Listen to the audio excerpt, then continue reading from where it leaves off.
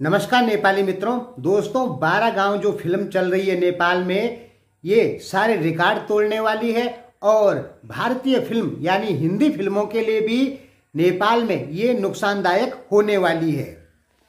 12 गांव जैसी फिल्में यदि नेपाल में बनती गई तो वहाँ पे हिंदी फिल्म देखना लोग बिल्कुल कम कर देंगे, यानी हिंदी फिल्मों को नेपाल में भारी नुकसान होगा। वैसे भी नेपाली लोग चाहते हैं कि नेपाल में हिंदी फिल्में ना चले, जो नेपाल के राष्ट्रवादी लोग हैं। देखिए, कबड्डी 4 ने कमाए थे 24 करोड़ रुपए और ये जो 12 गांव है, पहला हफ्ता इसने 10 करोड़ रुपए कमाए, फिर दूसरे हफ्ते इसने 12 करोड़ रुपए कमाए, यानी कल तक इसका कलेक्शन था 22 करोड़ रुपए। अब आप खुद सोचिए, कबड्डी 4 ने कमाए थे 24 करोड़ रुपया और ये 22 करोड़ पर पहुंच गई 12 गांव और अभी भी हाउसफुल चल रहा है। इसके साथ फिल्में आई थी जवाई साहब और छक्का पंजा 5, तो छक्का पंजा 5 को भी पीछे छोड़ दिया और जवाई साहब तो और पीछे है। ये जो 12 गांव फिल्म है, ये नेपाल की एक ऐतिहासिक फिल्म बनने वाली है कुछ समय के लिए। इसका कारण है कि इसकी कमाई 35 करोड़ से और 40 करोड़ के बीच में जाने वाली है, जो कि नेपाल के इतिहास में पहली बार होगा।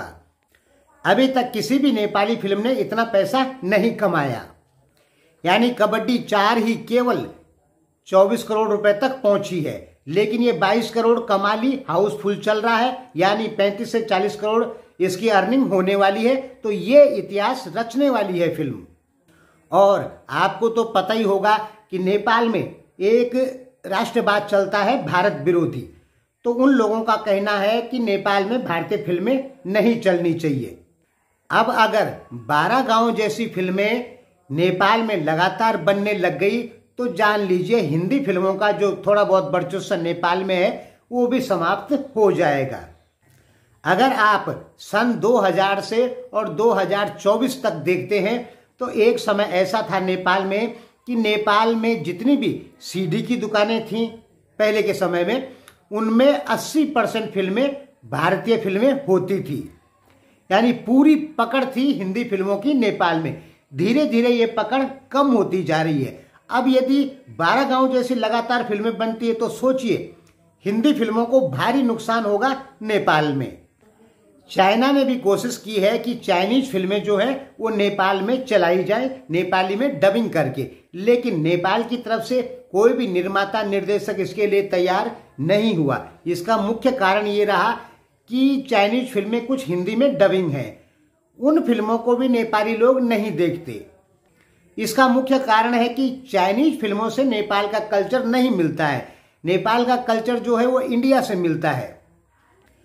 तो जब नेपाली लोग हिंदी फिल्मों को देखते हैं, नेपाली भाषा को छोड़ के किसी भी विदेशी फिल्मों को नेपाली लोग देखते हैं तो उनको इंडियन फिल्में अच्छी लगती है। उसका कारण कल्चर, नेपाल भारत का एक जैसा कल्चर।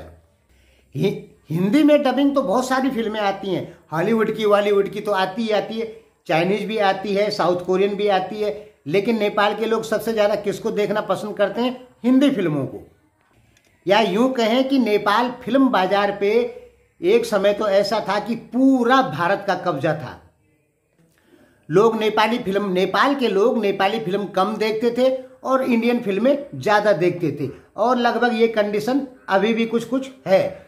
लेकिन ध्यान में रखिए, धीरे धीरे करके नेपाल से हिंदी फिल्मों का सफाया होगा, ऐसा मुझे लग गया। इसके लिए टाइम लगेगा, 4 साल, 5 साल, 6 साल टाइम लगेगा, और पूरी तरीके से सफाया तो खैर हिंदी फिल्मों का नेपाल से नहीं होगा, लेकिन 50-60% जरूर कम हो जाएगा, क्योंकि नेपाल के जो निर्माता निर्देशक हैं उनको अच्छे से समझ में आ गया है कि किस टाइप की फिल्में बनानी है जिनको नेपाली लोग पसंद करें। यानी अब नेपाल फिल्म उद्योग में एक प्रकार की क्रांति आने वाली है, और ये क्रांति जब आएगी तो नेपाल से हिंदी फिल्मों का सफाया हो जाएगा। देखिए, नेपाल के निर्माता निर्देशक भी भारत में बाहुबली जैसी फिल्में बना सकते हैं, लेकिन उससे होगा क्या कि बाहुबली फिल्म बनाने के लिए 5 अरब, 6 अरब, 10 अरब रुपए की लागत लगेगी, और नेपाली निर्माता निर्देशक को 4-5 करोड़ 10 करोड़ रुपए तक फिल्म बना लेनी है। इस कारण नेपाल की जो फिल्में हैं, निर्माता निर्देशक उतनी अच्छी फिल्में नहीं बना पाते हैं। प्रॉब्लम को एक बार और समझिए, नेपाल के जो डायरेक्टर लोग हैं वो भी बाहुबली जैसी फिल्में बना सकते हैं, लेकिन बजट की कमी। अब माना चलो पैसे की व्यवस्था भी हो गई, 5-6 अरब रुपए 10 अरब रुपए तक की व्यवस्था हो गई, फिल्में भी वैसे बन गई, लेकिन वो नेपाली भाषा में होगी, इस कारण उसको ऑडियंस नहीं मिलेगी। अब माना फिल्म में 5 अरब रुपए लग गया, किसी नेपाली डायरेक्टर ने 5 अरब रुपए लगा दिया, उस फिल्म ने कमाया 50 करोड़, तो 450 करोड़ का तो घाटा लग गया उसको, तो वो क्यों बनाएगा बाहुबली जैसी फिल्में। देखिए, हर देश, हर निर्माता निर्देशक कैसी भी फिल्म बना सकता है, जैसे हॉलीवुड में बनती है, इंडिया में बनती है, कहीं भी बनती है। कोई भी निर्माता निर्देशक जो फिल्में बनाता है वो कैसी भी फिल्म बना सकता है, लेकिन उस फिल्म के लिए ऑडियंस चाहिए, जो कि नेपाल के पास में नहीं है। केवल 2 करोड़ 91 लाख जनसंख्या है नेपाल की। अब आप खुद बताइए कि 2 करोड़ 91 लाख जनसंख्या नेपाल की है, तो वहां पे 5 अरब की लागत से बनी फिल्में कैसे चलेंगी? नहीं चल पाएगी। ये तो हो नहीं सकता कि 3 करोड़ 91 लाख लोग सभी फिल्में देखें, ऐसा तो हो नहीं सकता। ज्यादा से ज्यादा 25% लोग फिल्में देखेंगे।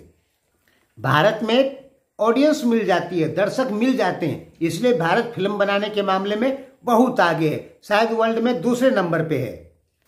नेपाल में ऑडियंस नहीं मिलती, कम ऑडियंस है, इस कारण बड़ी ए ग्रेड जैसी फिल्में नहीं बन पाती। लेकिन अब एक प्रकार की क्रांति नेपाल फिल्म उद्योग में आ रही है। वो लोग अपनी फिल्मों को ऐसा बना रहे हैं कि ताकि नेपाल के लोग हिंदी फिल्मों को देखना कम करें और नेपाली फिल्मों को ज्यादा देखें, यानी सुधार हो रहा है। ध्यान में रखिए, नेपाल की जनसंख्या 2 करोड़ 91 लाख।